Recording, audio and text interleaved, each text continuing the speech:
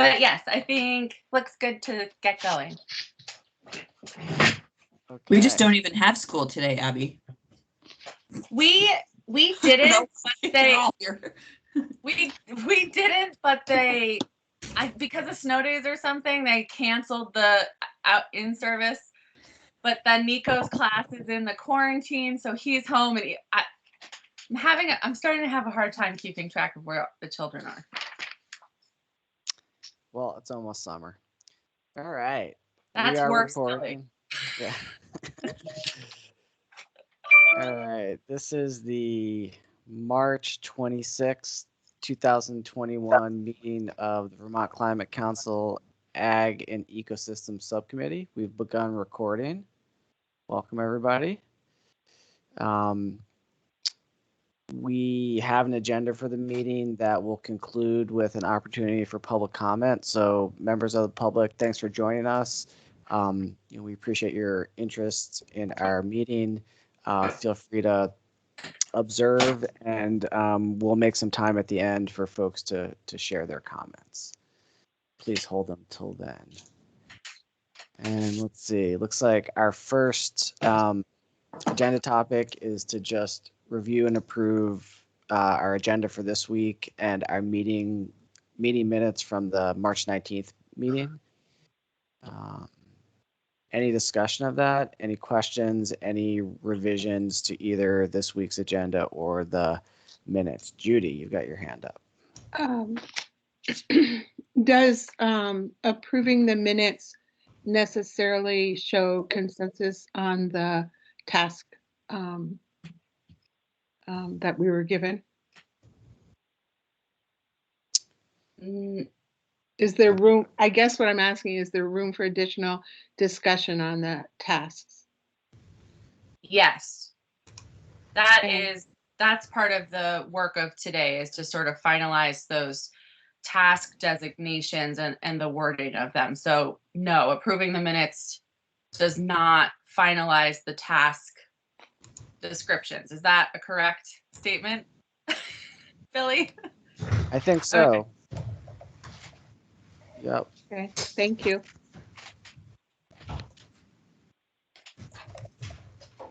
Yeah, I think our minutes are pretty general and just largely capture the steps that we took. So there's plenty of room to revisit any of those decisions or modify the tasks. That's something we're going to definitely talk about. Thanks for asking, Judy. Any other thoughts on the minutes or the agenda for today? Seeing and hearing none, I think we can consider those approved. Great. Billy, may I just say a quick thing before we get into the rest of the work? Please do. If there are new subcommittee members that are having difficulty setting up their state email addresses, to whom should they be looking for kind of step-by-step guidance to make that happen? Who would be the resource point for that? Jane, can you speak to that? Sorry, can you say it again? I was unfocused for a minute. So some of the newer subcommittee members, or I'm just wanting to make sure that all the new subcommittee members are able to access their state email. And so if they're running into technical issues or having trouble figuring out that process, who should they be who should they be working with to get them through that process? The help desk, which is a phone number. I mean, folks have come to me with issues, but almost all of them, there's nothing I can really do except point you to the right web application to at least get into your email. So, which is just using Office 365, which you can Google and find. But the help desk has been working many folks through some issues with passwords and things. So since it is Friday, it'd be nice to sort of take a roll call and see, is anybody not set up with a state email address yet? Judy, is your intent to do that, or is there an issue, just so I know? Just not gotten to it, or is there an issue? There is an issue. AOL does not play nice with a lot of things. Mm-hmm. a lot of other areas. So it is an issue for me right now. Okay. All right. Well, you and I can help you talk with you about that. Thank you. Jake. Yeah. So I have set up my state email, and it was working fine until today when I've trying to sign in and I was having password problems, and maybe I wasn't paying attention to needing to create my own password after I was given one, but my understanding was that not making a change would continue to work, the one that I was given. So I put in I put in a request to the administrator, and I probably need to put in a phone call about that. But just wanted to flag it as, I don't know if anyone else has had that same problem of they set it up and then at some point in time the password stopped working. So Yeah, that actually has been a recurring theme I've heard from people. I suspect you had to change your password, but I don't know. But a lot of other folks have said, I thought the password was going to work and it didn't. So Jane, is that help desk phone number something that we can put in the chat or sure, I'll put it in the chat. It's in sent around to everybody's emails that they do access or something like that? It is in the emails. I sent it all to personal emails already, but I can put it in the chat, so it's an easy spot for people to write it down now if you'd like. Thank you. So, Jane, is it I think I told you that when I went in, it activated my former state email, having left state employment over 9 months ago. I guess bureaucracy moves slow and they didn't wipe that out, but it's activated my former state email address, which is just john.roberts@vermont.gov. Is that a problem? I have not made any effort to change that. It seemed to work for you, so I'm just going to go with it. So I think it's funny because they had no problem wiping out 15 years of my emails in 30 seconds when I moved into this new job. So, but they haven't gotten rid of your state email address yet.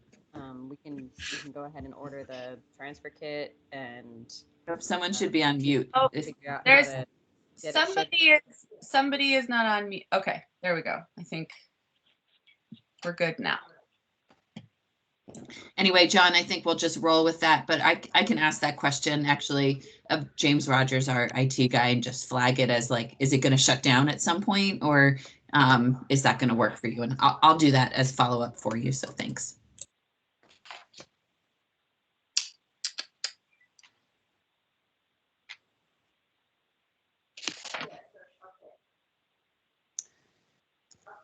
Okay. Did we approve the minutes? We heard. Yes. Okay. So want to pass it over to Jane for the updates from the meeting on Monday? That sounds great. If Jane's willing to take the lead there. Still have Jane. There she is. Yeah, I'm back. I'm happy to highlight some updates from Monday and speak to where we're at on broader issues for the council. And so I thought the meeting was, as they always are, 4 hours, a long slog, but really productive. And the focus really was, for everybody's benefit, if you weren't able to sit in on all or part of it, was some of the final conversation was around where the touch points are with the comprehensive energy plan and the climate action plan, recognizing that they're two separate and parallel paths, but finding and recognizing the benefits of where they can touch and overlap and find efficiencies in working together. And that biggest touch point for right now has to do around the technical services contracts. And we've had great progress this week with the help of Jared Duval and TJ Poor in sort of framing what the RFP will look like for the technical services needed for the climate action plan. And for all of your work, respective of this subcommittee, that has a lot to do with the modeling that will occur around ag emissions and choices around ag emissions reductions. as well as other non-energy emissions that you all will have a role in with respect to forestry or other things that might touch this group. And then in addition, the carbon budget will be front and center within that RFP. And so for all of you, I did not share it. There's been the process that was approved was sort of to lean hard on the Science and Data Committee with respect to the development of the RFP. The cross-sector mitigation group also has had the opportunity now, if they choose, to sort of weigh in on the components of the RFP. But then my intent is to share the RFP next week with all of the subcommittees and hope that you'll provide a space on your meeting next week just to provide any feedback or comments around the technical services needed for you all to complete your work. This first RFP, I'll just say, is really focused around the greenhouse gas emissions components of the Global Warming Solutions Act, and there'll be an opportunity for subcommittees to also explore other technical services that might be needed to complete the work of the subcommittees and ultimately the climate action plan during the month of April. And barring any additional resources that we can bring to bear, we may put out another RFP. All of this. Can I ask a clarifying question on that real quick, Jane? Sure. So I believe at the council we discussed that our committee would be pretty involved in coming up with a methodology for the carbon budget, and just curious if that's part of the initial RFP that's going on. Well, yeah. So we've been working a lot. I've been working since the meeting on Monday to coordinate even more closely with sort of the experts in the Public Service Department, and then Jared and others around sort of what can start to happen, recognizing that those technical experts won't likely be on contract till May at this point, May 1st-ish. And so one of the big things is a close relationship between this committee and Science and Data on the components of the carbon budget and thinking ahead of that. And so I think that the methodology for the carbon budget is something that will be worked on over the next few weeks as the RFP is going out. So I think, yes, that is flagged for your committee as well as Science and Data also. Okay, great. So the methodology doesn't need to be nailed down before the RFP, because that was my question. Yes, go ahead, Lauren. Yeah, just a quick question. Jane, you said hoping to get them on board, a consultant on board sometime in April. When are you hoping? No? I think May 1st is a realistic timeline. Okay, so when are you hoping to actually release the RFP? Just if we're getting it next week as the subcommittee to review it, just so we have an idea of timing for edits. Yeah, next week is your timeline. So we're going to send it out, like the hope would be the following Monday or Tuesday to put it out there. I don't really expect, I expect that you guys will weigh in on components, but I hope, I'm really, putting this out there that I hope that they will be minor because we're working so closely with Science and Data, and I really feel like that's their expertise. And perhaps what I'll do for all of you in hopes that that really is truly the case, and mindful that I'm trying not to have so many cooks in the kitchen, to be honest. I think that is a real role of Science and Data to inform sort of the components of the RFP. But we have this memo that I know, Lauren, you've seen in your capacity as liaison with cross sector, but I'd be more than happy if there are others on this group and just to share with the subcommittee, which is the memo that Jared took the lead on writing with input from TJ and I on what the RFI proposals that we got back, the responses, informed with our current knowledge of how we'll work with the comprehensive energy plan modeling, what that's led us to think will be the final components of the RFP that we put out for technical analyses. And that's really what I'm then taking to build the RFP from. So barring any edits and tweaks here and there, I don't expect the RFP to have substantive changes once it gets out there. So if you all feel interested, I'm more than happy to share that memo with this subcommittee, knowing that I've asked cross-sector and Science and Data to provide any feedback on that by next Monday, by this coming Monday, so that I have Monday a big time to turn around the RFP and share the RFP to all the subcommittees either Monday night or Tuesday morning ahead of your meetings next week. Judy, go ahead. Does science and data translate to traditional ecological knowledge? There is representation and thought, but there's also consideration of how this committee will weigh in on the components of the technical analyses that will have direct input and knowledge of, or need knowledge of that, which really has to do with the carbon budget as well as greenhouse gas, the greenhouse gas inventory methodology, which we're also sort of thinking about and haven't decided if that will go out in the RFP to work on, or if that'll be an in-house A&R function to sort of reconsider the way we track greenhouse gases. And there's a meeting next week with DEC staff to sort of think about, are they capable of doing it in-house, or do we want to put that out there? But all the components of that touch the work of this group, you'll have a chance to weigh in on. Okay, thank you. You're welcome, Judy. And Billy? Jane, Ryan said in the chat that he'd be interested in reviewing the memo, and I think that probably speaks for many of us in the group. So if you're willing to share that with us, I think we'd welcome it. Yeah, thank you. I can do that when I stop talking now and share it with you all for today. Yes, so that's been a big movement afoot, sort of the alignment of the comprehensive energy plan, a recognition that the modeling that's being done for the technology pathways for the comprehensive energy plan will be the model that the climate action plan uses and then builds our work off of and in addition to. So that was a big step forward with sort of alignment on those two things. The other big component that came up at the meeting was, as we dove into subcommittee charges, was looking at overlap.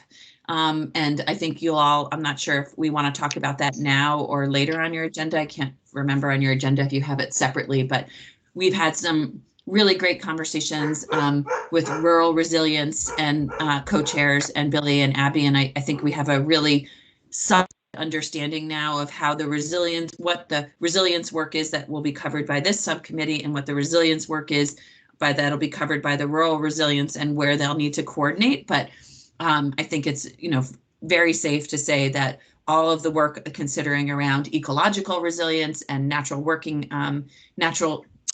lands and natural infrastructure will be covered by this group, recognizing that perhaps as we start to frame up what the climate action plan looks like, there might need to be some coordination of how we put forward recommendations. But that work will firmly sit in this group. Maybe I'll pause there and recognize if you're going to talk about that in depth later, Billy and Abby, or if we want to talk about that a little bit more now. Yeah, we're going to focus on the kind of breakout of our substantive task, but I think that's going to be informed by the information you're sharing. So I think now's a fine time to talk about it if you're on a roll. Yeah, maybe would you like, I have open, happy to hear Charlie's question, but I also will just say, if you think appropriate, Billy, I have that sort of like very simplistic breakout of the roles and responsibilities that I'd be happy to share on screen and just talk through for a second. Sure. Does that make sense to you, Abby? Yeah. Okay, sorry, it's just clicking the wrong button, so hold on. And then Charlie, did you have a question while Jane's pulling that up? He doesn't, he said. Oh, okay. No, I'm good. Sorry, I was trying to get back to the chat and just hitting the wrong buttons. So many different ways to people interact. It's hard to keep track of them all. I need like 5 sets of eyes. So hopefully it will sit well with some of your subcommittee members who it was feeling like I think Billy and Abby will concur with me that I think that sort of tension and overlap was more perceived than in reality. I think both Billy and Abby and Erica Borneman and Catherine of Rural Resilience went into a conversation about this in full alignment right out of the gate about who was covering what. And so I think that perception of conflict at the Climate Council meeting was just that. And I think there was a really neat way and tidy way to sort of break out the role and responsibilities of the subcommittees. And so, beyond your role with sequestration, which is obviously your core function that sits within this group, real strong strength of sort of approving, which is written right in your charge, but improving adaptation and building resilience in Vermont's natural and working lands. That sits firmly in your committee, and that really resilience of the built landscape is what touches with rural resilience and adaptation. And of course, there'll be considerations of how we protect the built landscape with tools such as, you know, floodplain restoration and other components like that, which will just only go to strengthen the work that's coming out of your subcommittee. And so I don't think there is a real overlap in that. I think you both have clear boundaries and will only strengthen each other's recommendations by the work coming out of each subcommittee. Does that feel accurate, Abby and Billy? And feel free for others to ask any questions on that. And maybe I'll just say, sorry, the one other thing is I'll just respect that and maybe this will come up at the steering committee and be challenged in a different way, but I feel that it is, I have felt strongly, I've had voices on me from higher level than me who have felt strongly that emissions reduction sits firmly within cross-sector. That does not preclude this group to taking a lead on agricultural emissions and feeding that into the non-energy work of cross-sector, but just from a sort of like articulation of language and thinking broadly about how we're going to meet our emissions targets, that agriculture is one component of a larger workload, obviously, and that has to be brought into the fold of the work of cross-sector mitigation. So while they're identified as the lead on emissions reductions, that doesn't preclude ag and ecosystems on taking a lead on beginning to articulate what the recommendations would look like for ag, and then helping feed that into the larger process out of cross-sector. John? Oh, my dog. I can talk over the dog. He's like 3 rooms away too. I don't know. Don't worry. Just wait till my animals start presenting themselves. So of course, being very ag oriented myself, and being a dairy state, and being a livestock, heavy livestock state, obviously emissions by livestock are a concern and interest to all of us, I'm sure. There's a lot of interesting work being done about, and I will politely put it, enteric emissions of livestock, and I hope to be able to share some of that with this committee, as well as sounds like I should share it with the cross-compliance committee as well, just to make sure that they are seeing what is being discussed in the ag world about ruminants and their digestive systems. So hopefully we'll get more comfortable with each other and I can start using more colloquial terms. Just go for it, John. Yeah. So, and I just want to kind of clarify and put a fairly fine point on this. I think what I heard Jane say is that the ownership broadly of emissions reductions is with cross-sector, but that there's a realization that we have expertise in the ag sector, and that we're good to develop ideas around emissions reductions for the ag sector and feed that into the cross-sector mitigation group. And we can work with them to figure out exactly what that looks like. But that framework is one that seems generally acceptable to the steering committee and others. Is that correct, Jane? Well, Great.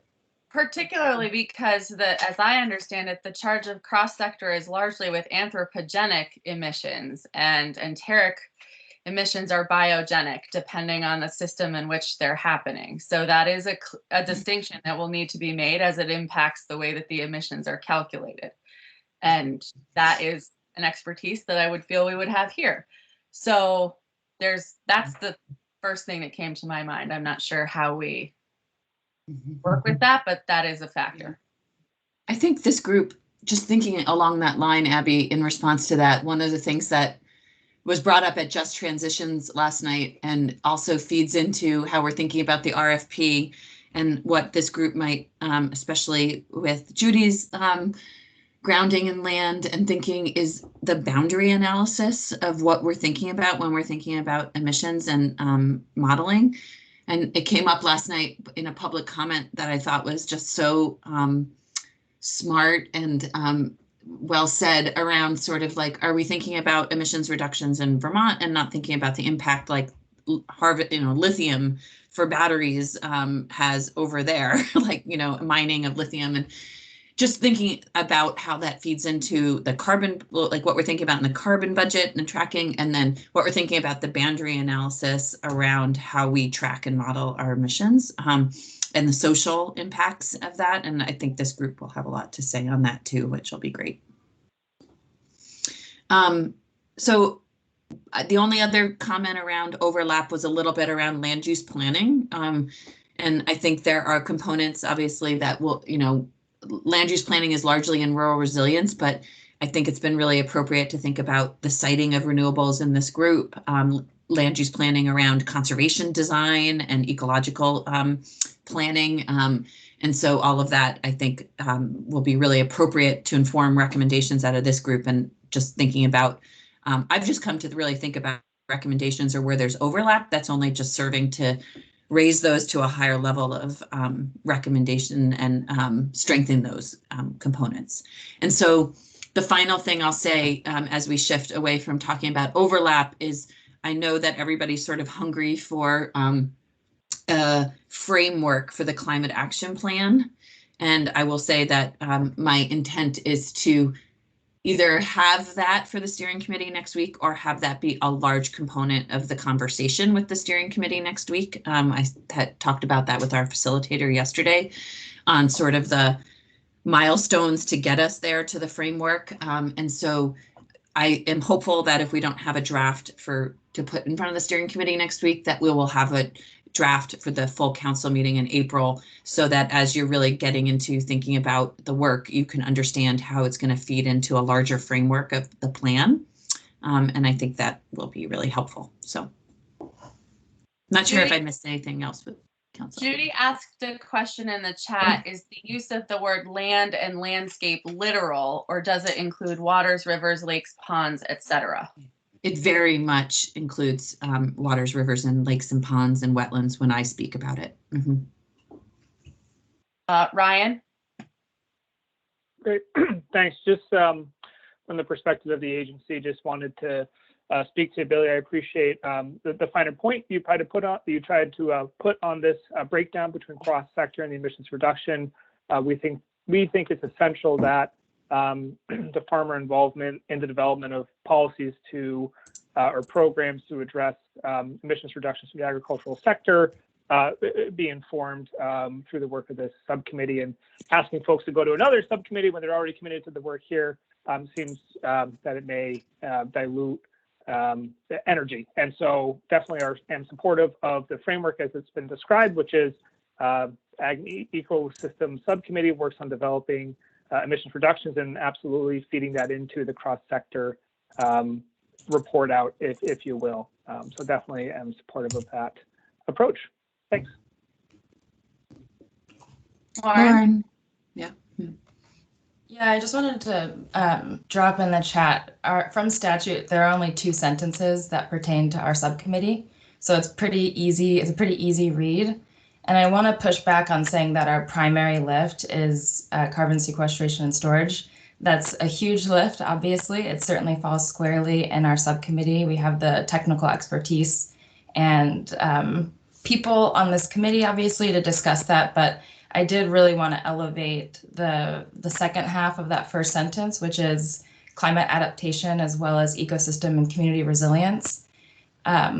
I selected this subcommittee as my first subcommittee. I'm a council member who was appointed for natural hazards resilience, and as somebody who created the state hazard mitigation plan back in 2018 and is uniquely aware of the primary natural hazards the state faced, being fluvial erosion and flooding, I firmly believe that our natural and working lands, leveraging those to adapt our communities not only our natural systems, but also our communities is also something that squarely falls within this subcommittee. So I just want to, I recognize there's certainly overlap with the built environment perspective from rural resilience and adaptation, but I did just want to, for the record, say nature-based solutions. I believe that we have also the technical expertise, the lived experience, and the knowledge on the subcommittee to be the primary leaders of that work. David, thank you, Lauren. Yeah, thanks for that, Lauren. I have a question going back to the kind of how the emissions calculation piece of this as it relates to forests. And it really is a question. I don't feel informed enough to kind of have a strong opinion. Jane, what you described in terms of, there's just going to be overlap. It makes great sense to me. At the same time, I also know that, we've got a limited amount of time and resources. It feels to me like there's this really central and important issue for this group to grapple with, related to what are the ideal forest management policies and conservation policies, because there's a fair amount of disagreement in some of the literature and some of the advocacy groups around, what's the best way to manage a forest? Is it better to have young forests in terms of climate storage and sequestration rates? Is it better to have old growth and let it grow wild? And then there's a whole set of issues related to that have to do with biomass and the relative benefits of heating or using wood for electricity and so forth, all of which I know this group, probably many of you know more about that than I do. But I'm just, as a logistical matter, trying to think about how can this group grapple both with some of those the policy recommendations and outcomes from the some of the determinations of those questions, and where's that work going to happen? Is that work that we'll do? Is that work the cross-sector group will do and then we can learn from? Anyway, it may be an unanswerable question, but it's in my mind. Well, I actually, and I hope others will speak to this too, especially Billy, because I know you have a great understanding of this, but I think when we're talking about forest management, conservation planning, and thinking about the role it plays with respect to sequestration, carbon storage, that sits firmly in this group, and that actually comes into play, obviously, in the carbon budget and the way maybe Allie can speak to this too. I know, and right now we don't do a good job about how we calculate that with forests, and Allie has been starting to take sort of the first look at that within our agency. But yes, I imagine that will be, as you think about tasks and task leads, or however you want to organize your work, thinking about that will be a priority for this group. So I think. Yeah, I agree. I think the one place where I'm a little less certain is when it comes to the use of wood for energy production. Yeah. And, I think that's going to be more in cross-sector, but we can figure out how to span those conversations. But absolutely issues related to land management, forest management, conservation, different management regimes for different outcomes. I think that's going to be the work of our committee. Also, I'm wanting to put a finer point on what exactly we're referencing when we say land use planning per what falls in rural resilience, because I'm just wanting that to be very clear.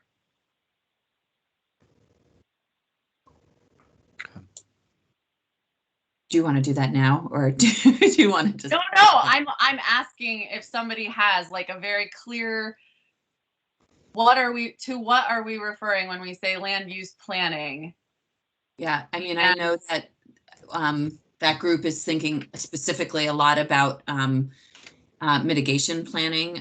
They're with Erica Borneman, the chair's role coming from that background, as well as pulling in people like Kate McCarthy from VNRC. She's been asked to step up onto that subcommittee and thinking about the role of smart growth and planning in downtowns.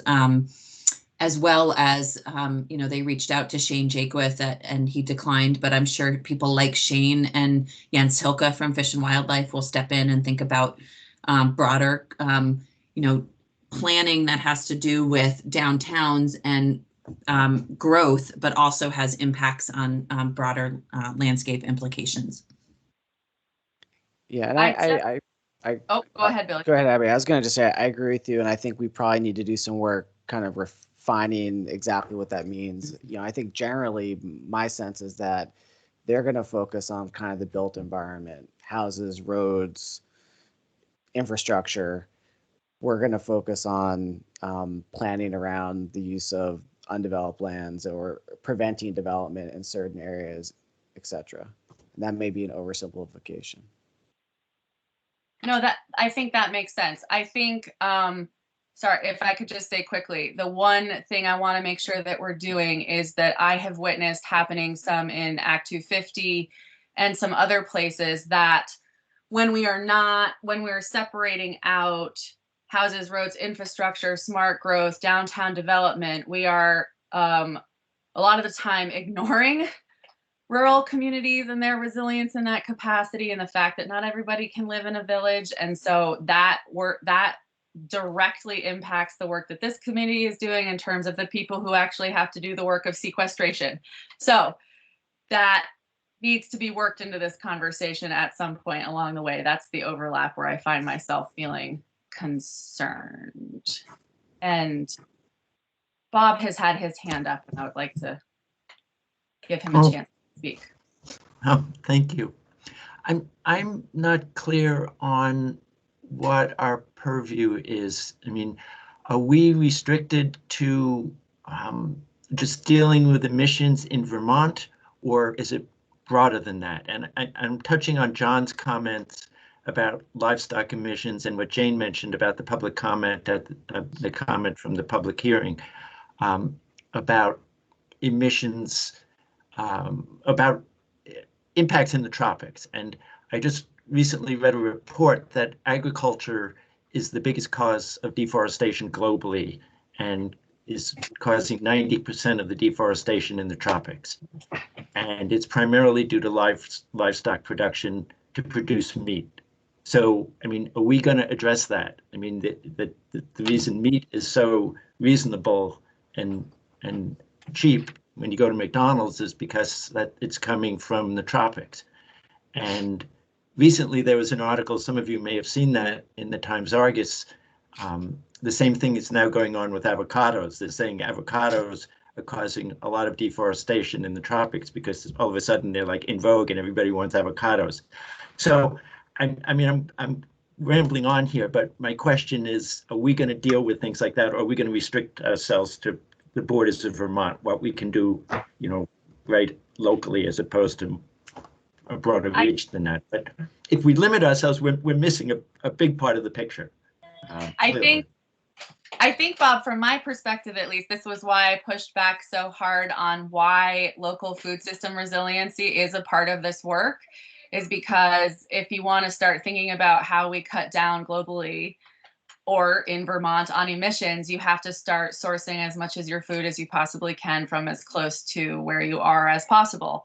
And so that relies on a resilient local food system. And so, how do we think about the food system and the agricultural lands in Vermont and how we can provide for people so that the external emissions of meat production, et cetera, are something that we can have a firmer handle on how those methodologies are being applied within our own state and therefore sourced. And locally sourced avocados may be in our future.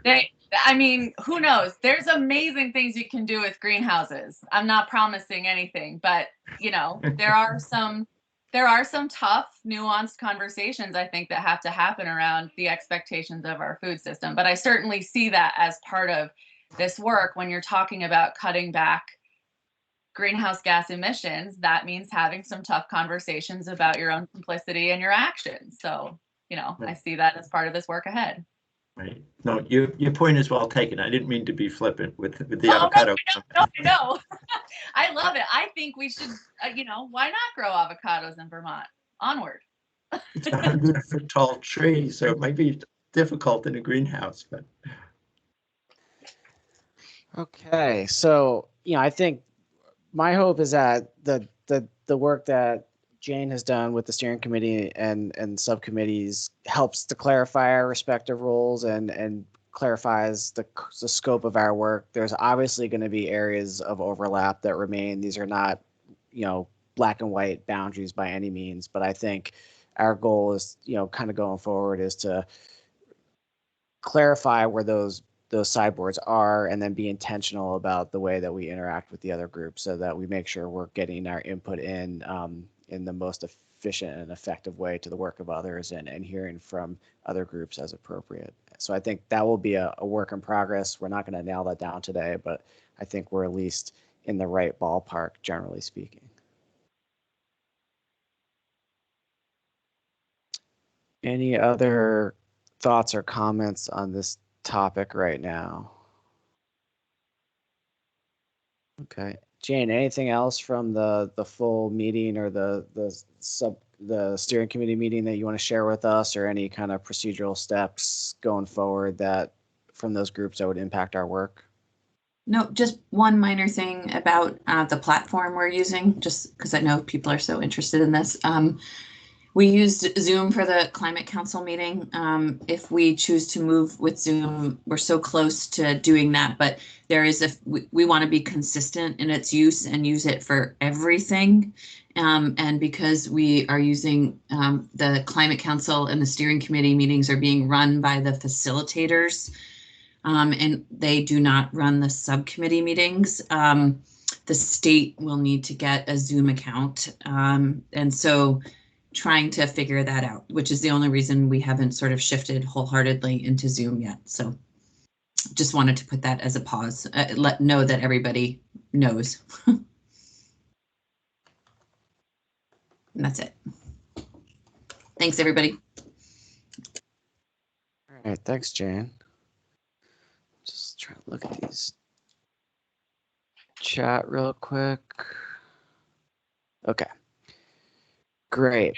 There's lots of good talk in the chats about figs and bananas and mangoes, which Sounds I like a love. good smoothie. Figs, I have heard that as well. I have a friend who's doing a whole fig project in a greenhouse. Anyway, sorry, totally not the point. Got to keep it light though, right, Billy? I know. I want to throw all those things in a blender and eat them. Okay. All right.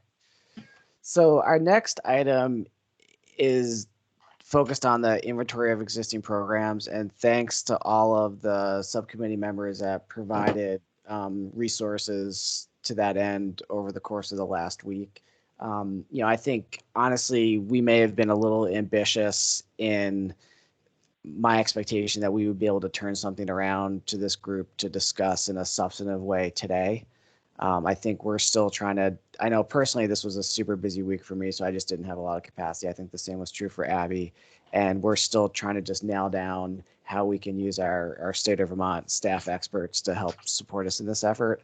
So the update is that this is probably something we're going to need to come back to it at a later meeting, and would just encourage folks to continue to send resources for that inventory to Abby and I, and we'll feed it into the process. We're going to nail down with staff and get something back to folks at maybe the next meeting, probably more likely the following meeting, if that timeline is agreeable to you all and to Jane.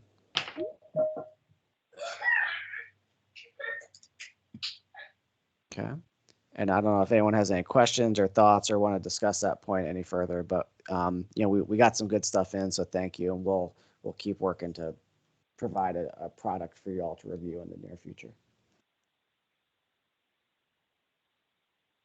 I broke my glasses somehow last night, so I have like one of these taped on and they're crooked and it's hard to see. I'm like getting old. All right, what's next? Okay, so now we have some time on the agenda to focus on the substantive breakout of our kind of task 5, as we're calling it, which is basically the specific actions we're going to take to the specific areas that our subcommittee is going to develop recommendations around new programs, initiatives, policies, etc. I can pull that document up. I think we did a good job at the last meeting editing it and getting it in pretty good shape. I believe I sent that draft out to you all, and then we are going to further refine it and ideally finalize it today. I'll start screen sharing, And hopefully the conversation we had earlier with Jane can get us close.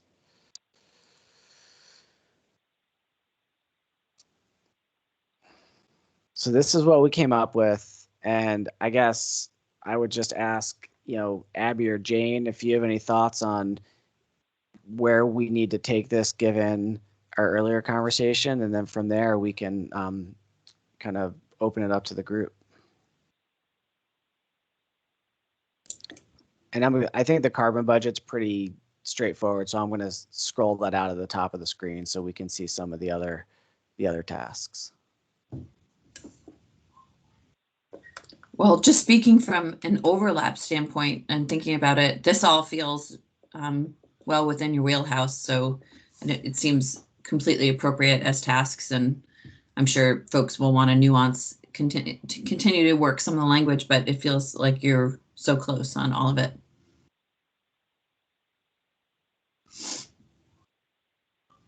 Great. Yeah, I'm more just wondering if there are other subcommittee members that have anything they want to add or clarify or anything else.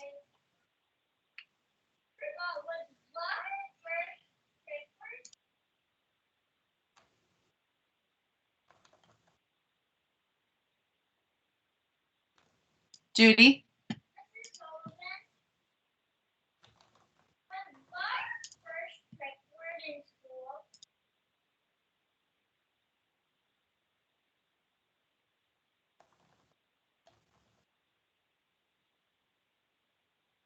Oh, I thought Judy had her hand up, but maybe she doesn't.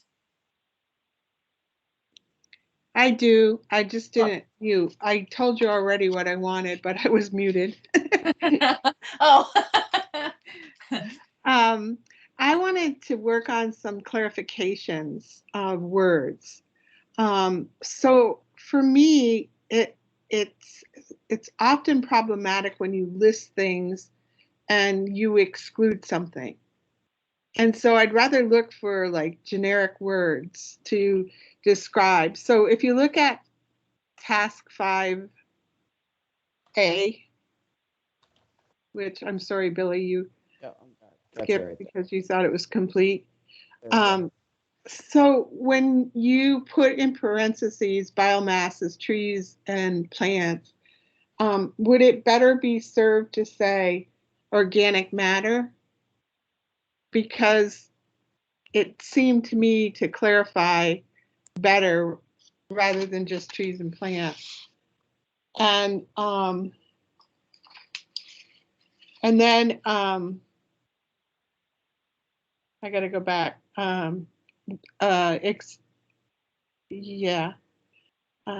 Qualifies existing carbon storages and in the soils.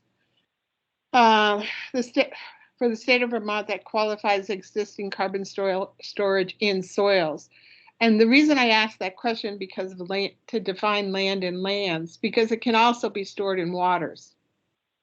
And so is there a more generic word than just soils? Or the land? If the land is going to be defined as, for the purpose of this work, as land and water, should we put land? Because it's not just stored in soils, although it is stored a lot in soils, right? That's fine with me. If that's agreeable to other folks, I think that's certainly the intent. I think there was a focus on soils, but you're right. I think we're looking at the land, including all of the aquatic habitat. Right, and I guess it this world was built on good intentions, but to always just intend that you mean this doesn't necessarily follow through when you get into weeds of discussion, right? Yeah, no, great that you're clarifying. Thank you. And then again, as we go down to B, we've got a definition now of land, so I was questioning the use of land or water. And the other part in that one I'm questioning is is our role to just maintain or increase carbon sequestration? Or if we run across something in our discussion to prevent it, can we also talk about that? Because there's nothing in here about prevention of the release of carbon.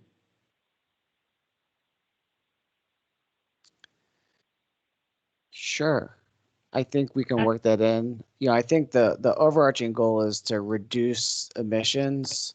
So there's some prevention, I think, implicit in that. But if you or others see a way to, I think that's certainly the intent, but I hear you, it's always good to be explicit. So if others agree that that's appropriate and there's some good words to work in here to clarify that, I'm certainly open to it. Do others have thoughts on that? I think that's a great point. I'll think for a second as to, let's see, include strategies to maintain or increase carbon sequestration and storage. I don't know, and something about, and the prevention of maladaptive practices that release carbon or something to that effect could be worked in there somehow.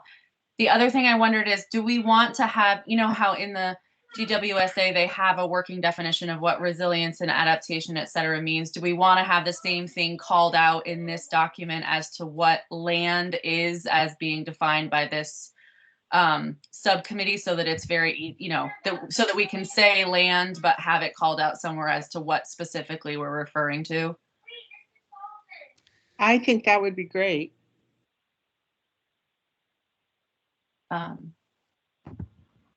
Jake, did you have your hand up?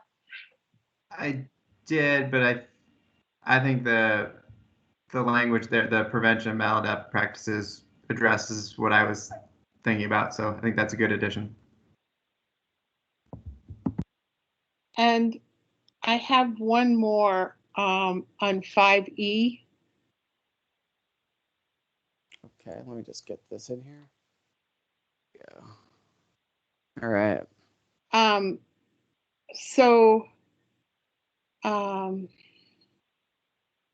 Identify and develop climate change mitigation adaptations and initiatives, programs, and strategies that promote Vermont's local agriculture and forest economy. When you're talking about the land, are you sure you want economy in there? I think the intent here is to look at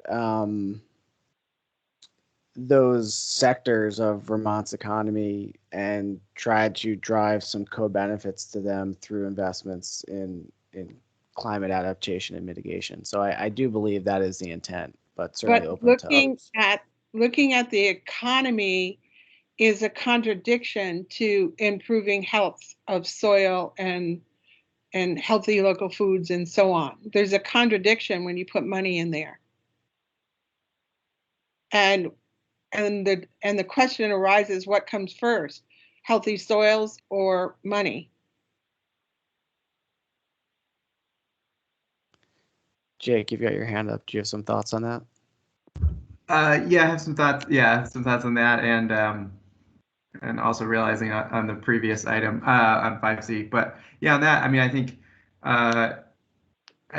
it certainly depends on how you view the basis of the economy and its relationship to the natural environment. So, you know, I think we're certainly looking to develop an agricultural economy that, you know, first and foremost is based around the sustainability of management practices and local food systems. I don't think there's an inherent contradiction between a viable economy and a sustainable environment.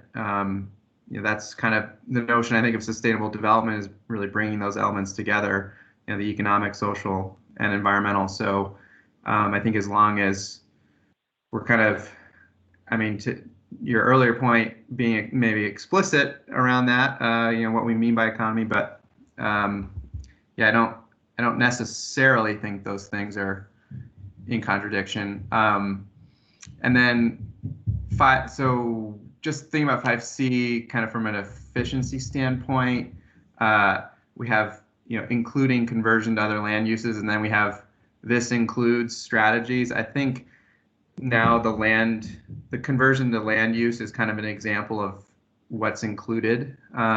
So we might be able to kind of be more succinct in just putting that example in the last sentence, because it seems like we're defining what we mean by reducing gross and net greenhouse gas emissions in those examples. So something like that. Yeah. Mhm. Yeah. Yep. Yeah. Thanks. Is that change agreeable to folks? Okay.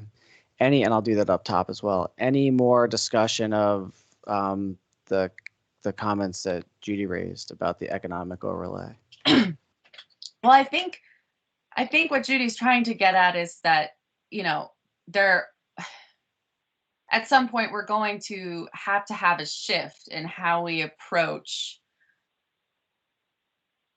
that there's an inherent contradiction in how we've been approaching economy first and climate or land second, and that those are going to need to be flip-flopped, or else there is no hope of achieving. I mean, there's frankly, if we play this out, there's no future. So I think it's more of a, is there a way to almost put in a Hippocratic oath type of a thing? And, that, we're looking to identify climate change mitigation and adaptation initiative programs and strategies that first do no harm, improve healthy soils, create, to shift that around. And while simultaneously building out a resilient, local agricultural and forest economy. I mean, I think, what we're all struggling with is we have the issue of the fact that we have people here and we have to support the people, right? But that maybe the priority structure has been wrong for a really long time, and that this part of this work is shifting the way that we're heading into the work, or how we're looking at creating the programs. And so maybe it's just shifting around some of that language. Does that track with what you're thinking, Judy, or the concerns you're bringing forward, or does anybody else have thoughts on that? Yes, that's exactly what I mean, because if you don't have healthy soils to begin with, you're never going to have a good, healthy economy. And it's a distinct contradiction to word it the way it is. And I think Jake mentioned about he didn't see it as a contradiction. He felt it was sustainable, but the word sustainable is never in here. So maybe we have to add the word sustainable someplace. Yeah, I agree with that, Judy. I think, it's not a contradiction if we're clear on kind of our terms and what we mean by the forest and ag economy, or the one that we want. And so, yeah, I agree. I think being as explicit around that makes a lot of sense. How does that look?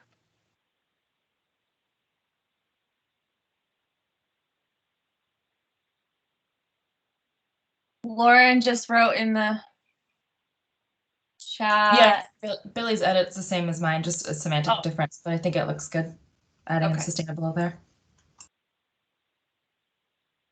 How's everybody else feeling about how this is looking? Looks good to me. I'm cognizant we haven't heard much from Alyssa or Charlie. Do you have any thoughts or anything you want to add? Sorry, Ryan, you put your hand up. Sure. Definitely agree. Economic systems drive, farmer decisions, and I think it's important to acknowledge the type of food systems that forward-looking ag policy to mitigate emissions could provide. My comment is separate from that. I have a question about 5A. I don't think we need to create a definition section or a glossary for our work plan, but I did have a question about the term carbon budget. I think I understand the intent, and I just wanted to ask this and wonder if folks have the same understanding that I do. What I take from carbon budget is perhaps a carbon inventory, looking at understanding the potential net balance that may exist between storage and fluxes. And 5A is not intending to develop a budget allocating specific quantities of carbon for a particular sector. As an example, it's not, we don't anticipate, is the intent to do an inventory versus allocating amounts of CO2 a particular, we want to see in a particular natural working land sector emit or store. I guess that's my question for 5A.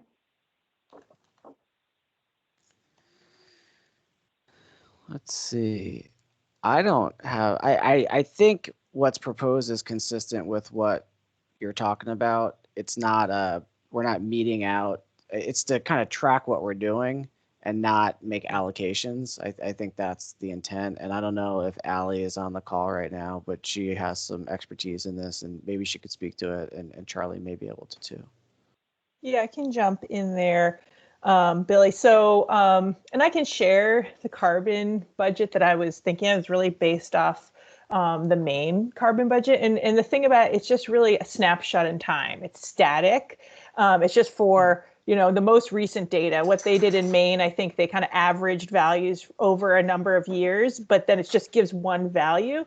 And it doesn't actually cover stocks, which is storage. So it really just looks at, because the atmosphere is changed by, it reflects changes or fluxes in those pools rather than the actual amount in there. So they just looked at how much it changed. So for example, forests, how much forests sequester, also how much is taken out through harvesting and emissions through biomass burning and decay. For agriculture, kind of same thing, emissions. They also included outgassing from water bodies. They looked at sedimentation, which is transfer from land or soils to water bodies of carbon. And they compared that to the emissions from humans through fossil fuels and all sorts of different things. So it's really a basic, just like a baseline of where we are and what our overall budget is.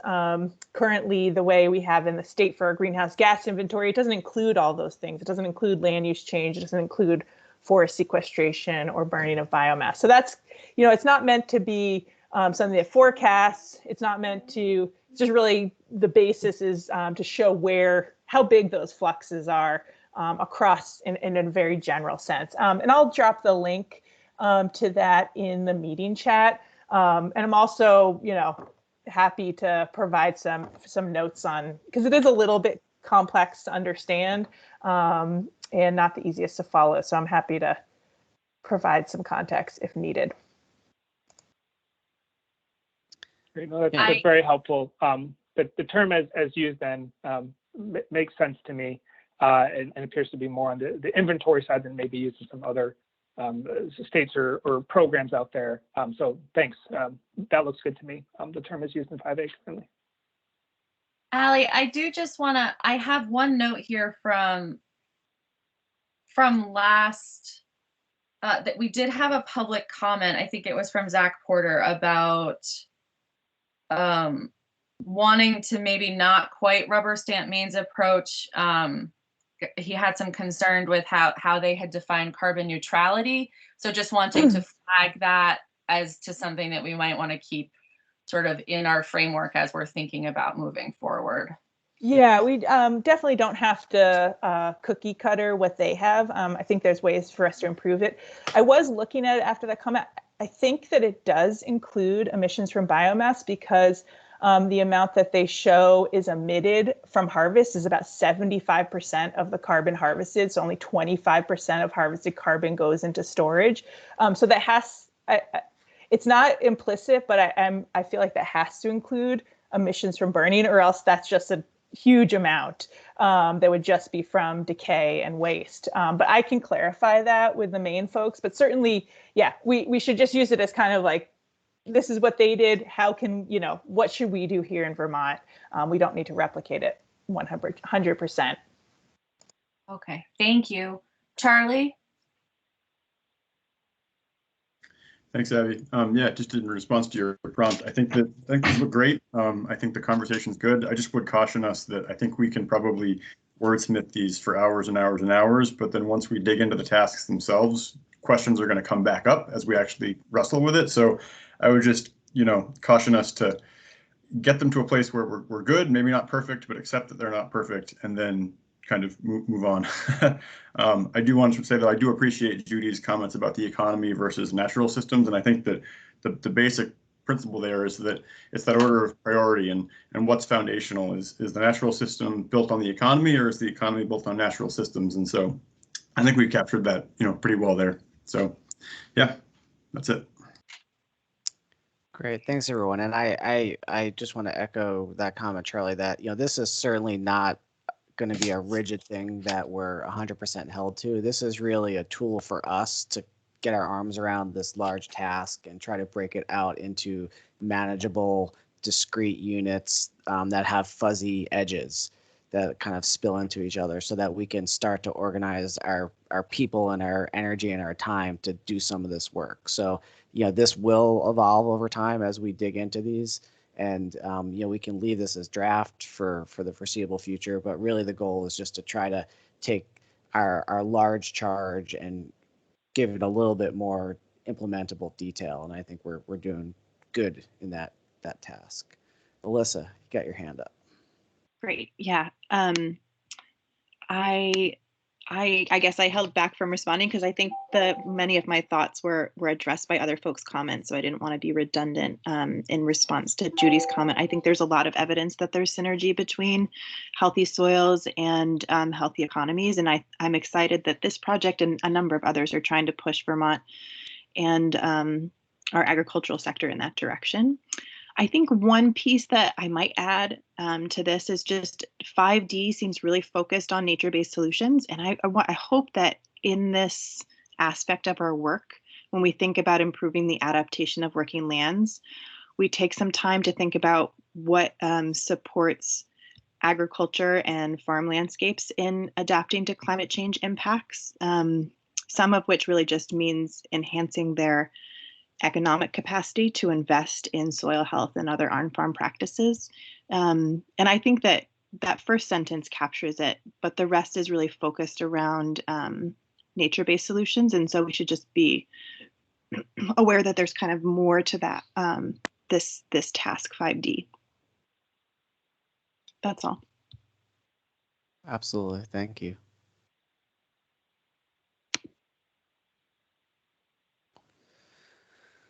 Okay, unless there's any additional comments or questions on this, maybe we can close this part of our conversation. I'll clean this up, send a clean version out to everyone as kind of a final draft, and solicit any written comments between now and our next meeting, and then hopefully we can just call this good for the time being and make that decision next week.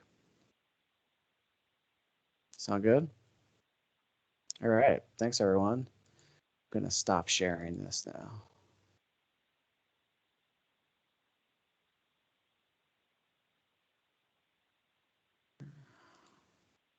Okay, so this gets us, look at us, right on time, gets us into our next agenda item, which is how do we take this charge and these tasks and actually do them?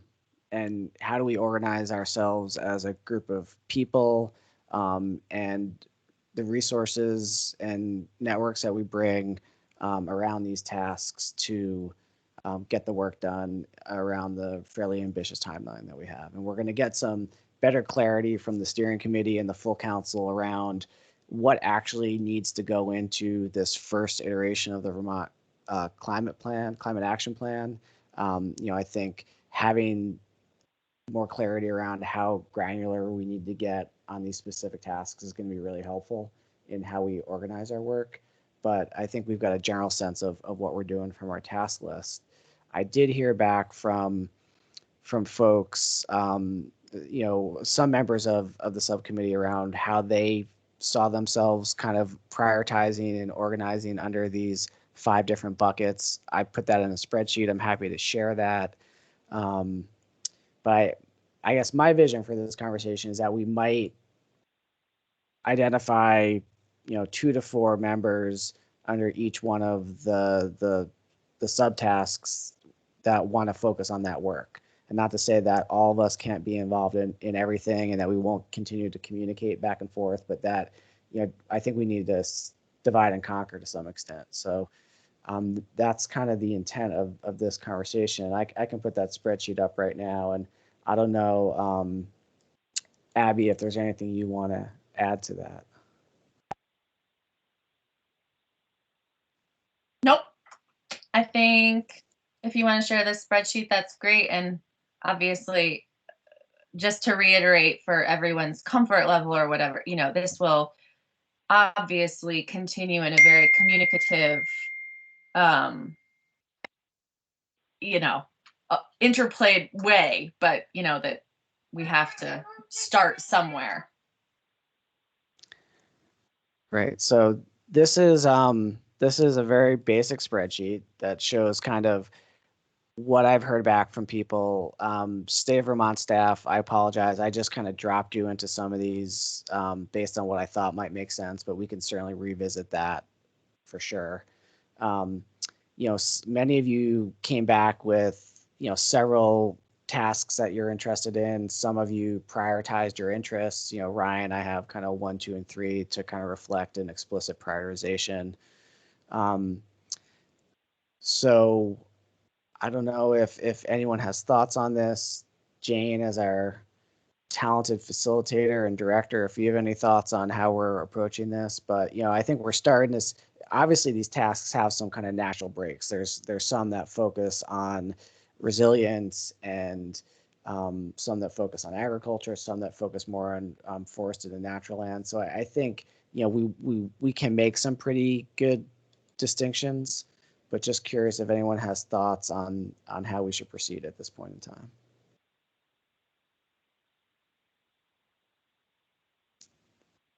I can speak to cross-sector in that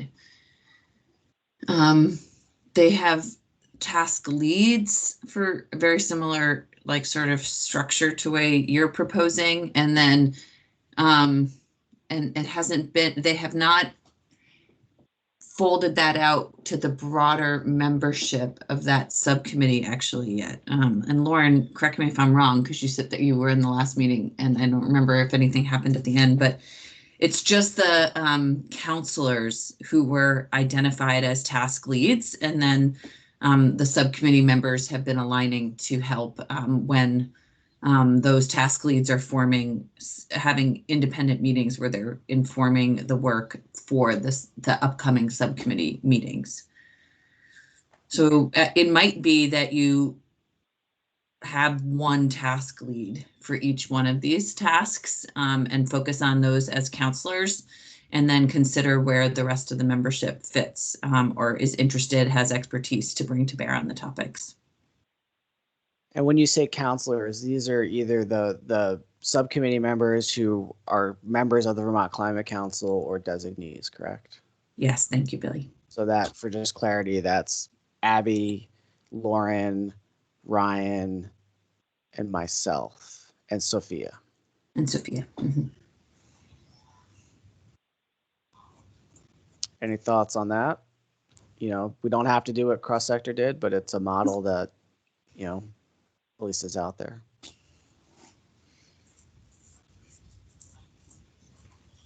Lots of blank stares. Jake.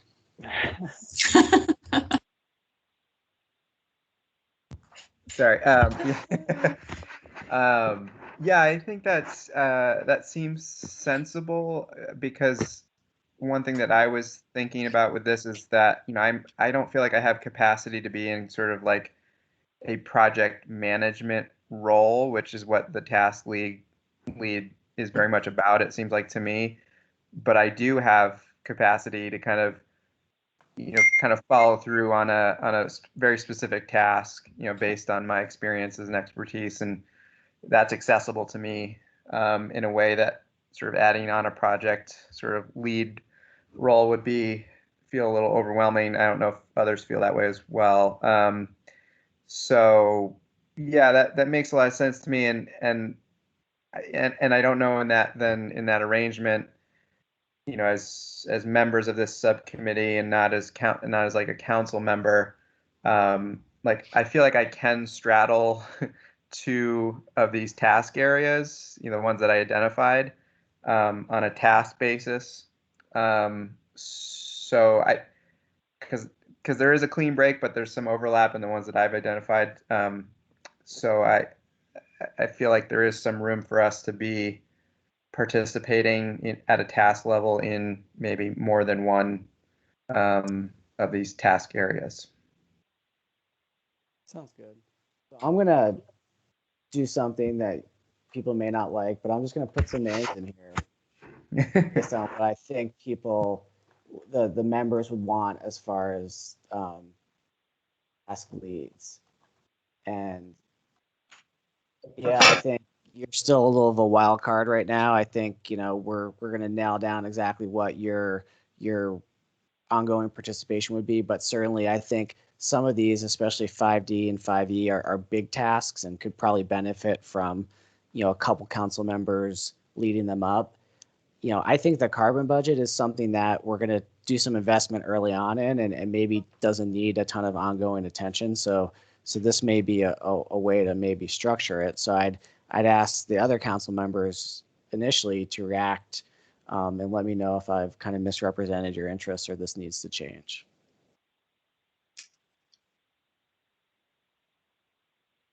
Looks pretty accurate to me. Yeah, if we're moving forward with the same approach as cross-sector, I think that you've probably identified the appropriate leads from the council. Looks good to me. Okay. Judy, you have your hand up again.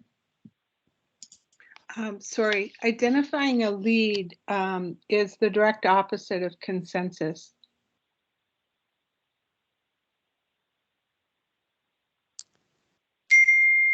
My sense is that for decision making, certainly, I think this is a process question of, who's going to be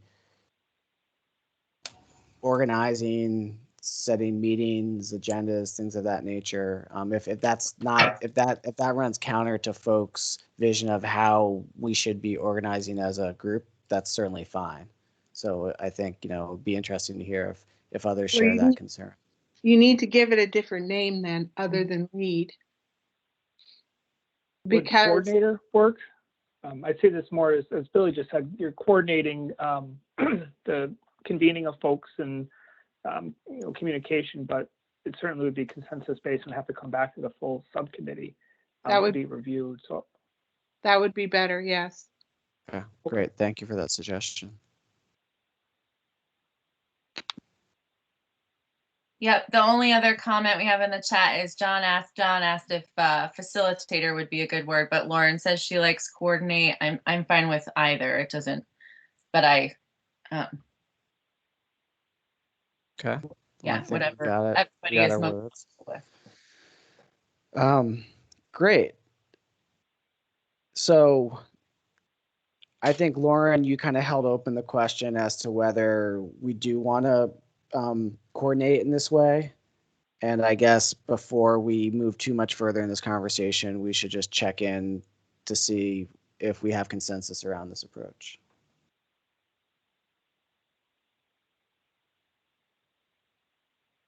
Seeing general okayness in people's faces, so good. Okay, I think this makes sense to me, and I think I'd put it to all of you. It looks like we've got our tasks somewhat mapped out. understanding they're going to be refined and evolve over time. We're probably going to need to come up with some more granularity around each one of them.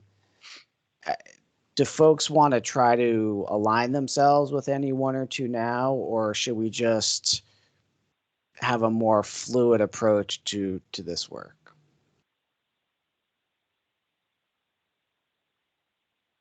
I just want to be mindful that when and if these groups meet outside of open meeting law, you won't be able to have a quorum there, just so folks recognize that.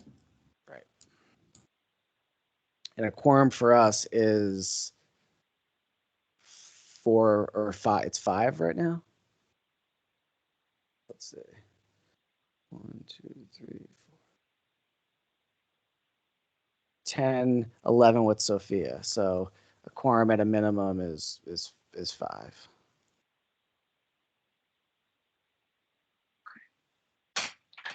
David?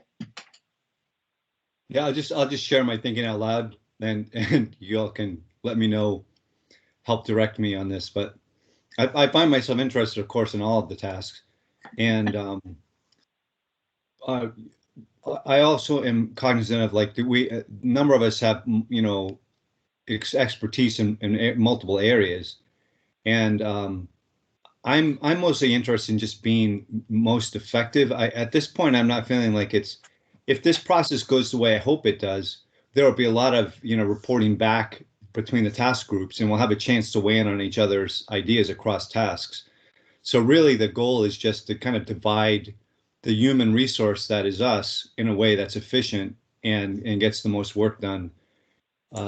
So with that, I would just share, you know, that the ones that jump out at me as places where I feel like I have the most to offer are 5B, D, and E. And yet I know I can't be involved in all of those efforts. And maybe Billy or Abby, if I'm happy to leave it to the two of you to kind of figure out where to plug me in. I don't know if the others, you know, if that's an approach that works for everyone, but that's my thinking. Just, and also it seems like it might save the time that we'd otherwise spend on this call, kind of sorting out the logistics of this. Thanks, David. Judy. I agree with David. I would prefer B or D, but I would leave it up to you to place me where the need would be. Great.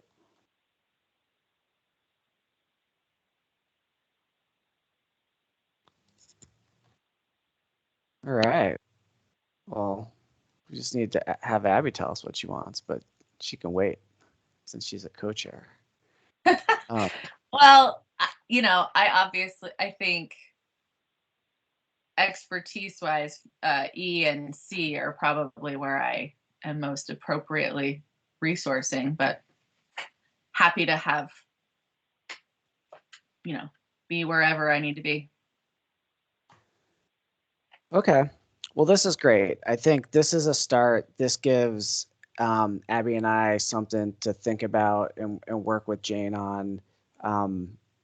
I would just say to all of you, if you want to refine or prioritize this information in any way, you know, feel free to reach out to Abby and I and kind of rank your choices if you want to.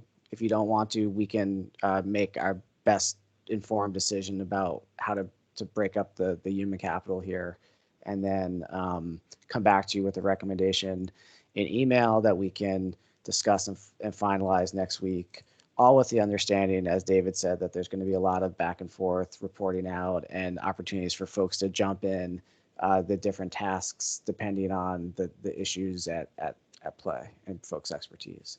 But before we do that, Lauren has her hand up. Yeah, thanks for putting this together, Billy and Jane, for your comment in the chat about making sure that people aren't making any substantive decisions in these tasks.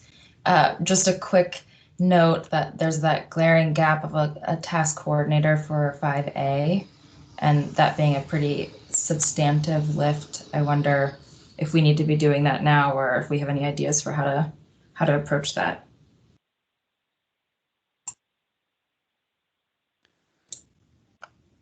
That's a good question.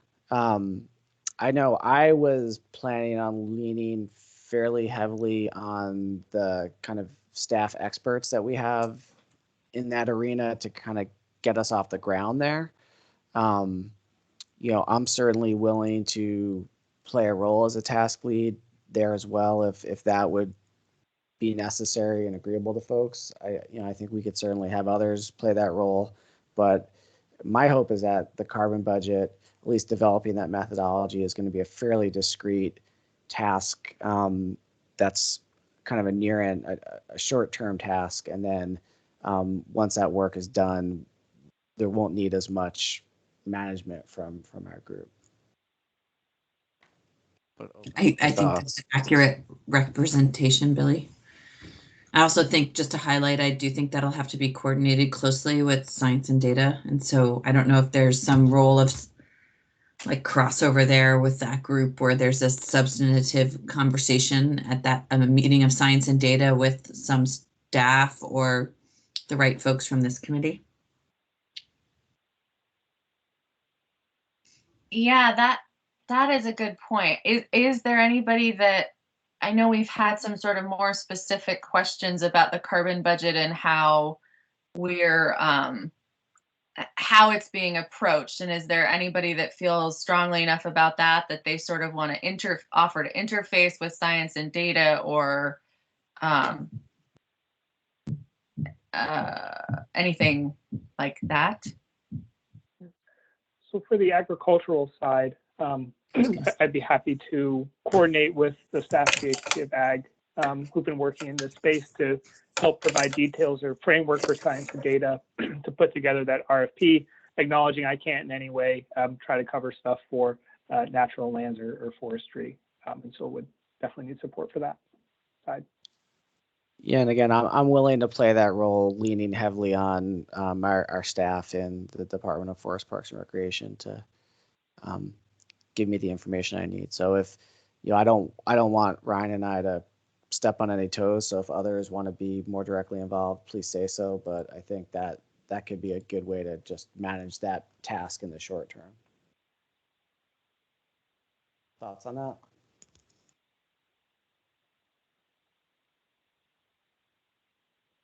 I mean, it certainly makes sense to me, as both of you are more quickly able to interface with state staff to then, focus those resources over to Leslie Ann, et cetera. So if you're willing, that's great.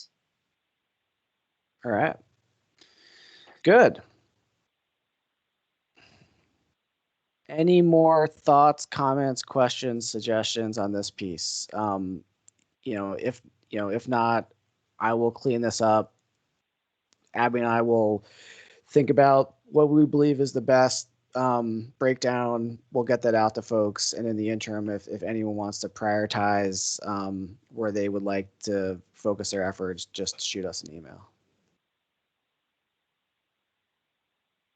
All right. Thanks, everyone. I will save this and stop sharing it.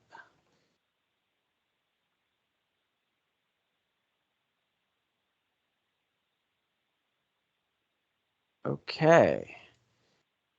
Now we're at the point of our agenda to talk about assignments and agenda for our next meeting. I don't know, Abby, if you've given that any thought. I haven't been able to look that far ahead recently. No, I think, like you alluded to at the beginning of the meeting, we've both had an interesting week. I'm wondering, since we have a little bit, we've checked all our boxes and have a little bit of time, if we want to, I don't know about anybody else, but I'm certainly feeling some, maybe trepidation is a big word, but the how of how we begin this work and where we sort of prioritize the start, things like that, as we're breaking off into task groups and things like that. It might be helpful to have a little bit of a discussion as to the how of what people are thinking about making that get going. Any thoughts? Billy just had to step away for a minute. Jake? Yeah, I almost commented a minute ago in asking a question about that. 'Cause in sort of thinking about, like, yeah, what task am I focused on? It's sort of hard to even imagine what that is right now, because like the mechanics of like how do tasks arise that fulfills the open meeting requirements, and then how does it like actually get done in the interim between meetings. Um, just the mechanics of all that is still a little unclear to me. Um, and so in turn, yeah, the how we work on these things and develop them over time is just, there's a lot of questions. I'm going to take a stab at how I think this could move forward, and then maybe that can be bumped up against Jane's sense of the legality of how I'm saying that could be attacked. Jane, does that seem okay? Just a thumbs up. You don't have to unmute. You can just, okay.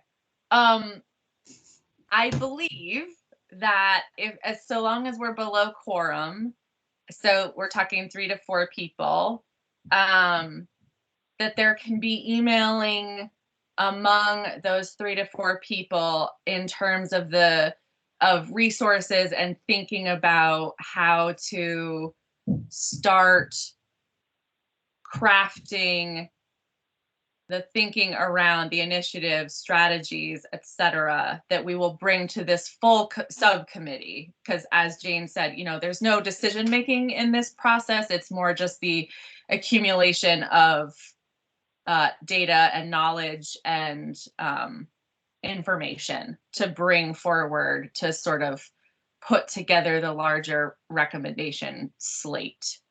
And so I don't know if we want, but in terms of how we focus in on like exactly like what that first step is and what that first email is and where we actually get going, that's where I'm not so sure. But so I see lots of hands going up. And so Jane, I just want to make sure that nothing that I said is illegal. And then we can go, okay, thumbs up on that. So David, your hand is up. Well, I just have 2 observations, having been feeling like a veteran of many of these kinds of processes over the years. The first observation, and the most important one, is that anything that we want to put forward doesn't count unless it's captured in writing. It's meaningless. Everything we say, all the work we do, all the time we spend together, doesn't mean anything if we don't capture it in writing. So then that raises a couple of logistical questions. One is that for each task group and then for us as a subcommittee, who's going to be on point to capture the ideas in writing, and what's the process for coming to agreement about whether that whoever wrote it down captured it. So that's just a first logistical vital question that oftentimes we skip over in groups like these, and we all talk and then nothing's in writing, so it doesn't matter. The second thing I'll observe is that there's 2 kinds of ideas that we want to capture in writing. Ultimately, as I think to the ultimate decision makers, the agency leadership, the governor's office, the legislature, the consumers and the public, frankly, the consumers of this work are going to need both 2 things. They're going to want to know what is our common understanding of this information. So pick a task. What's our common understanding of the key information that informed our recommendations, and then the second is the recommendations. And so I think we should build our tasks and our work plans with the goal of doing both of those things. And in a perfect world, we would spend a lot of time in coming to a common understanding of the facts and background, and then we would move to recommendations. I frankly don't think we have enough time to do that in such a serial, methodical way. So I think we should give ourselves permission to both throw out ideas of recommendations and at the same time be willing to test them and say, all right, well, let's check to make sure that actually would have the result or benefit that we think it would. So I know those are relatively high level, but hopefully somewhat helpful observations. That's great. Thanks, David. Lauren? Thank you, David. Yeah, thanks, David. That was helpful, and it allows me to build off of what you're saying, maybe with a bit more specificity. I think there's some real value in this subcommittee as a whole, kind of creating the criteria through which we want to evaluate. There are different recommendations that are being created within each of the task coordinator conversations. I think that would build in some cohesion between those conversations. It would allow us to really like prioritize our strategies towards the end. If we have, you know, like 10 or 100 or whatever that order of magnitude is, that's going to be really important for us to prioritize that work, especially for largely the work that's going to fall on A&R shoulders, so they understand where we as a subcommittee really wanted that work to go as it gets elevated to the full council. So, and yes, what Jane said in the chat as well, as we overlap with the guiding principles we should get from just transition. So things like, you know, impact, high, medium, low, feasibility, opportunity for co-benefits, joint mitigation adaptation opportunities, those kinds of things. I think that would be really good for this subcommittee as a joint group to be talking about soon, to kind of give those to those different task-based conversations. So maybe one of the things that we could think about through this week and for the next meeting is almost like a matrix through which we want to run our thinking. I know like Jane said in the chat that Just Transitions is supposed to be coming up with guiding principles so as to prioritize the framework of equity within the recommendations that we're making. And then further on top of that, do we as a subcommittee want to have established a matrix through which we pass any of our thinking through? Charlie, you had your hand up. Thanks, Abby. I guess this is a little bit less process and maybe more content, and Jane touched on it in the chat with the recommendation template. And I think earlier in the meeting, Jane also mentioned that the full council might be developing even an overarching template of what the full package might look like. And I just was looking for a little bit more clarity on that, because that might help a little bit in working backwards from kind of those as we think about, again, less like how we think about it, but what we're actually producing. Yeah, that's a great point. So maybe like Jane, would that be maybe working backwards from the table of contents and the things that we're supposed to be working towards, and then how we're going to plug into that? Yeah, that's what I heard Charlie suggest. Although Charlie, we're going to add on to what Abby just said. Yeah, I think Abby's got it right. It just kind of helps. Like it's come up a lot that like there's a lot here and we can just like blow our brains out with it. Not in like that's kind of a bad analogy, I guess, but like we could explode our heads with it maybe. And so if we have some guardrails and some structures as far as that kind of content end goes, it would really kind of help frame that for us as far as the work goes, so that we don't kind of like totally get off in left field, which isn't a bad thing, but it would kind of like take things slower.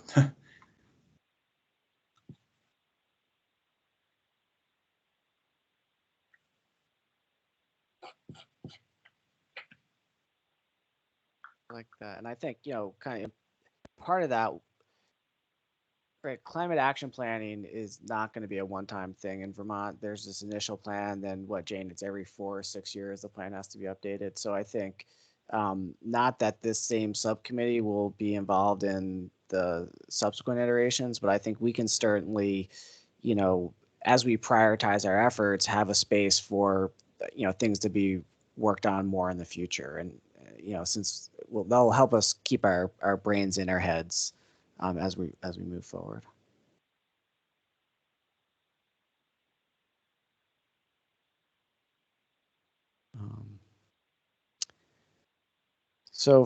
You're muted, Alyssa. Oh yeah, I might be getting ahead of us here, but I think it seems clear to me that some early steps for moving forward with these task areas is creating like a really general outline within each of the different kind of things that fit in, and I think that'd be helpful for knowing which groups I can plug into more and need assistance, or if they've already got those pieces covered well. Good suggestion. Yeah, and I don't know if that's the organizers that would start that and reach out to the folks on their team for contributions, but to look at basically taking what we've got as the major pieces of our outline and just filling in a little bit more to the next level down could be a fun thing to look at as a group next week or the following, to see just the directions that we're headed and to share with the whole group maybe where the missing pieces are.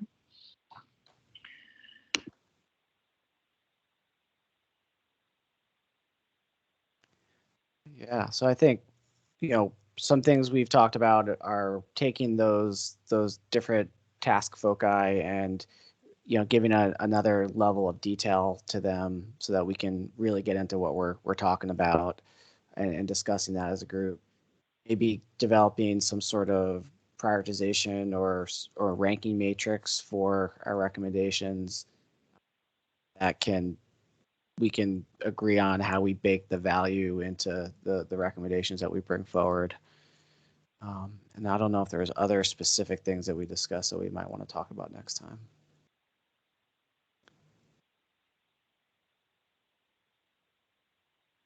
Okay. If there's more work that's been done on the inventory, or if that's pulled together, we could maybe look at that next week. Yeah, I think. Just update on that progress. Great. That sounds like a pretty full agenda to me. Seeing some smiles and nods, so okay. Jake. Yeah, not necessarily agenda related, but kind of a practical question then about these sort of task coordinators and their group. So it seems like from a practical standpoint, they should be no more than 4 people, if I'm understanding that correctly, because that then allows them to do some work without having to have a public notice. Yeah, I don't know that that's an explicit strategy, but I think that may be the result of how we organize. Yes. Yeah, because we're gonna need to have some flexibility communicating with each other in ways that we can as a full group. Right. Understanding that all those records are public, public certainly has access to them. We wouldn't withhold any of that, but just from an operational logistics perspective, we're gonna need some flexibility. Yeah. Okay. David. Well, I'll share an observation just that I think is unnecessary, but I want to share it because I think one of the things that our group will need to do as an overall to kind of get to consensus on a set of meaningful recommendations is to build some trust. And I have certainly already experienced this in the short time that I've been associated with this group, external organizations contacting me or people of interest, all with good intentions. I mean, nothing untoward, saying, with specific goals and ideas and agendas. And I think about this work, if this work were easy, and if there were easy and clear consensus to be reached, then we wouldn't be necessary, right? This work we wouldn't be here. So I assume that there's some tensions and issues that are going to arise, and we have some strategic decisions as a group about how to manage those. And I commit to being transparent about when I am being strategic, in the sense of, I have an organizational interest, or I have, a background or perspective that I'm trying to advance. And the other thing that I commit to is that I want very much to, I enjoy the debate and discussion and the changing of, I like changing my mind. I like trying on new ideas, and I like the freedom to be able to kind of say and own a concept and then change my mind later and shift. And I commit to giving you all the permission to do that too. That I feel like we should all give ourselves room to not try to get locked into particular positions, or to try to advocate in ways that put pressure on each other from outside the organization or outside of this, subcommittee. I just think those are, it may not, there's no way to enforce that, or it's just kind of more of a interpersonal Vermont-like commitment we make, that we're all at the same level in this conversation, and the best benefit is that we bring our best thinking and ideas. And hopefully, at a minimum, there will be a consensus on a set of actionable items that at least move the ball. And if we can aspire to doing something, transformative recommendations, all the better. Thanks, David, David. That's really well put. I love so much that you brought that up, and I think I'm forgetting. Since we've had the full subcommittee assembled, have I made everybody do the how do we come to this work as whole people exercise? Jake, did I make you do that, David? All right, that's coming. I did that earlier with our subcommittee. I tasked everyone, because I think this gets to what David is talking about, that sometimes what we miss, and particularly in the Zoom, Teams, online meeting era, is that we're all coming to this from an entire lifetime of experiences, and we're all built on a whole range of factors that make us whole people and bring us to this work and create our passions in being here. And so I think that it's really important to be able to create a space where all of us as whole people can come here to do the work and do exactly what David is talking about, to have humility and compassion and perspective inherent within the process, so that I change my mind constantly, and I think that should be welcome and standard. It's necessary to be, change is the only constant. And so I wholeheartedly endorse that thinking, David, and I'm really grateful you brought it up, and I'll be sending out an assignment shortly. All right. Lauren. Yeah, just would ask Abby, when you do send that assignment out, can you send everyone who's already completed it so they have access to ours? You don't want to do it again? I don't know if I changed much of what I said, but sure. Yes, I will forward all of those along. Okay.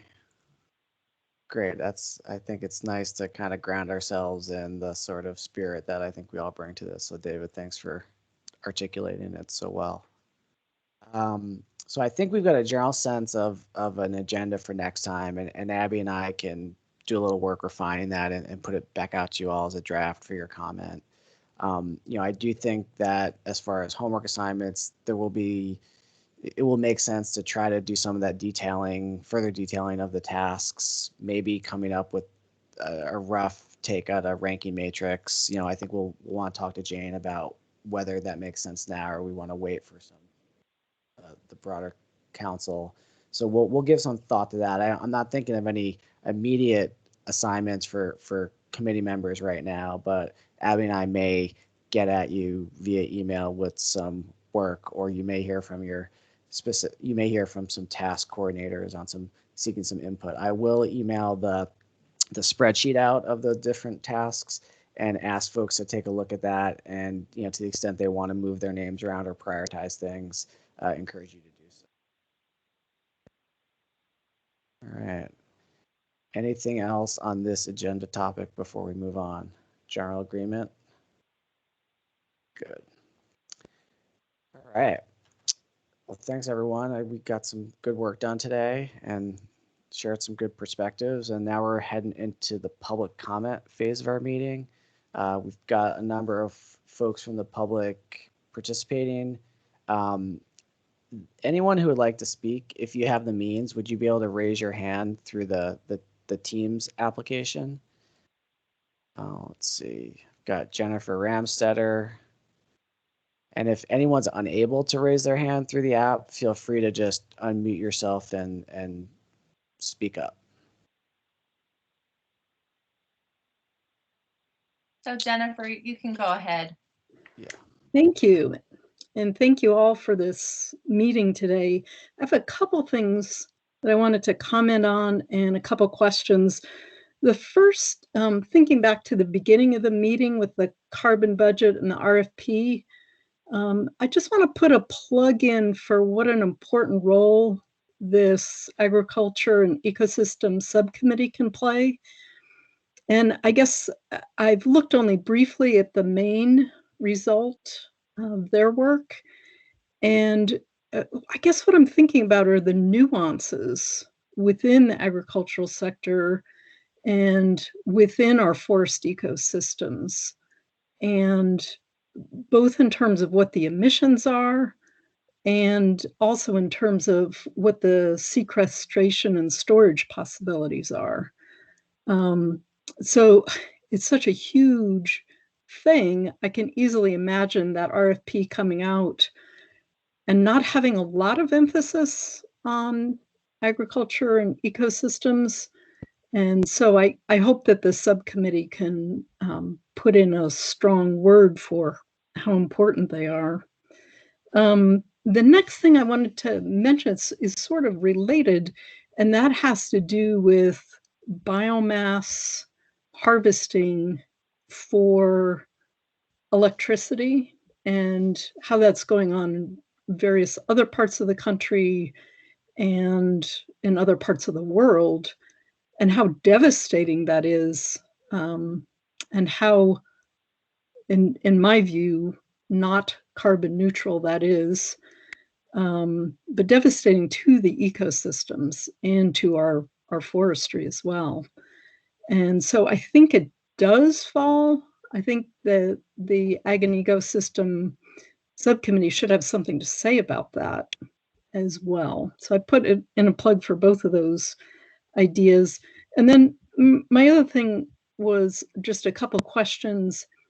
When you do finalize revisions for 5A through E, will those be published on the website? And then the final thing is, if I had any resources to pass along to the subcommittee, what would be the best way to do that? And that's all. Thank you. Great, thank you. I guess I'll try to answer one of your questions. I don't know exactly what the final form of our kind of task detail is. I have a sense that that's going to be kind of further detailed as we get deeper into our work. All our documents are public records, so they're certainly available to folks. And we can talk with Jane about whether these are things we want to kind of keep up in a static way on our website. So I don't know the answer to that now, but they're certainly available upon request. Great. And then Jane, could you speak to how members of the public get information to subcommittees? Well, first and foremost, anything that is shared as a document during the meeting should be, if I'm not sure if I've been missing this somehow with this group, but it should get posted then as reference to that meeting. So all those documents get uplinked to the AOA Climate Council website that are working documents, and then ultimately, we'll live with each meeting as discussed. And then if they're brought up again and more finalized next week, the more final version will be with that meeting. As far as sharing documents, we have a public portal draft that was reviewed this week, and it should be finalized any day. So there will be a public portal being put up on the Climate Council website in the next few days. And so if the information can wait, you can do it yourself. You're welcome to through the public portal, starting hopefully next week. And that will be a place for the public to have continual access to members of the Climate Council and subcommittees. If you have a burning desire to share it now, I'm happy. There's a Vermont Climate Council website, email, I should say, on the website, and that just is a second email box for me right now, and that comes to me and I can distribute it as well. And I've been teeing those up for distribution once a week to Climate Council and subcommittees so that I'm not sending things all the time as emails. Great, thank you. You're welcome. Thank you for your comment.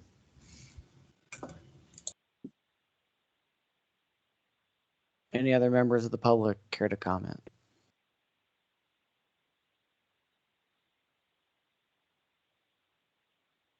All right, Abby, any closing thoughts? Nope, just grateful for everybody showing up and putting time and energy in, and happy to be in coalition with you all.